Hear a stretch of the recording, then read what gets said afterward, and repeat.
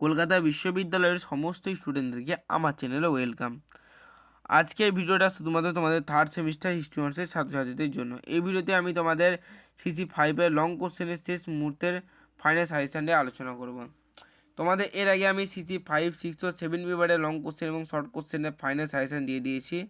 এছাড়া আমি তোমাদের CC-5, 6 ও 7 পেপারের লং কোশ্চেনের উত্তরের ভিডিও দিয়ে দিয়েছি। তোমরা এই উত্তরের ভিডিওর লিঙ্কটা ডেসক্রিপশানে পেয়ে যাবে। কিন্তু এখন দেখা যাচ্ছে যে আমাকে অনেকেই মেসেজ করে বলছে, স্যার ব্যস্ততার জন্য আমি পড়াশোনা করতে পারিনি। সেক্ষেত্রে এখন স্যার যেসব প্রশ্নগুলি খুবই ইম্পর্টেন্ট রয়েছে সেসব প্রশ্নগুলি একটু সাজেশান করে দিলে খুব ভালো হতো। আমি সে সমস্ত ছাত্রছাত্রীদের কথা মাথায় রেখে আজকে এই ভিডিওটা তৈরি করেছি। তোমরা অবশ্যই এই ভিডিওটা দেখার আগে তোমরা লং কোশ্চেন সাজেশানের ভিডিওটা দেখে নেবে, ঠিক আছে? তোমরা সকলে জানো তোমাদের সেমিস্টার পরীক্ষা কাছেই রয়েছে। তোমরা তোমাদের এক্সামের রুটিনও পেয়ে গেছো। তোমরা দেখেছো তোমাদের কোনো পেপারে ছুটি আছে, আবার কোনো পেপারে ছুটি নেই। তোমরা সেক্ষেত্রে এখন দিয়েই পড়াশোনা শুরু করে দাও, তোমরা আবার শেষের দিকে সময় পাবে না, ঠিক আছে? আর বেশি দেরি করবো না, সরাসরি মূল ভিডিওতে আসছি। তোমাদের আমি CC-5 পেপারের 10 নম্বরের যেসব প্রশ্নগুলি খুবই ইম্পর্টেন্ট রয়েছে সেগুলি আলোচনা করছি।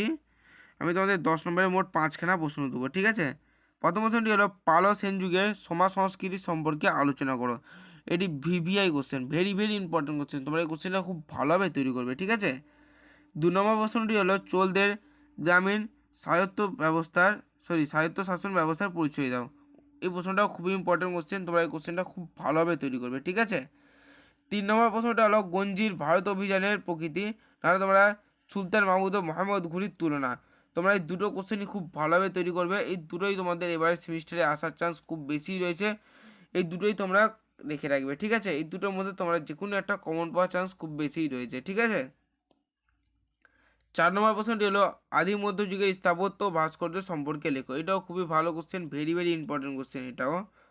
5 নম্বর প্রশ্নটি হলো আদি মধ্যযুগের অন্তর্বর্তী সময়ে ভারতীয় সামন্ততন্ত্রের বৈশিষ্ট্য। এটাও খুব ভালো প্রশ্ন, এটাও তোমরা খুব ভালোভাবে তৈরি করবে, ঠিক আছে?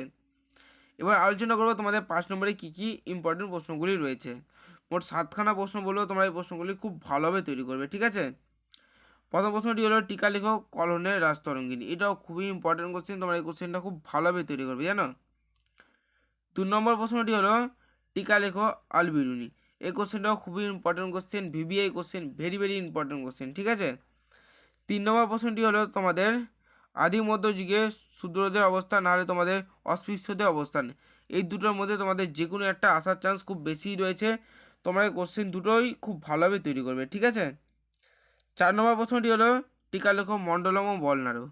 এটাও খুবই ভালো প্রশ্ন, এই প্রশ্নটাও তোমরা খুব ভালোভাবে তৈরি করবে, ঠিক আছে?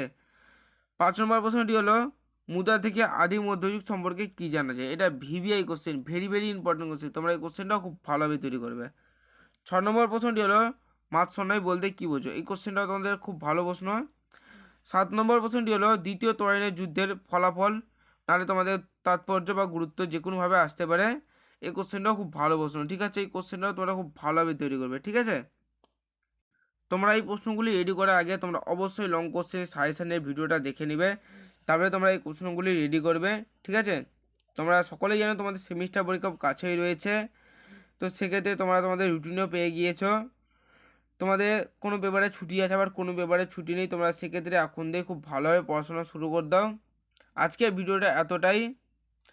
সকলের কাছে আশা করছি তোমরা পরীক্ষাটা খুব ভালোভাবে দিও। আর কিছু বলবো না। যারা আমার চ্যানেলে নতুন এসেছে তারা অবশ্যই চ্যানেলটি সাবস্ক্রাইব করে পাশের বেল আইকনটি বাজিয়ে অল করে দিও।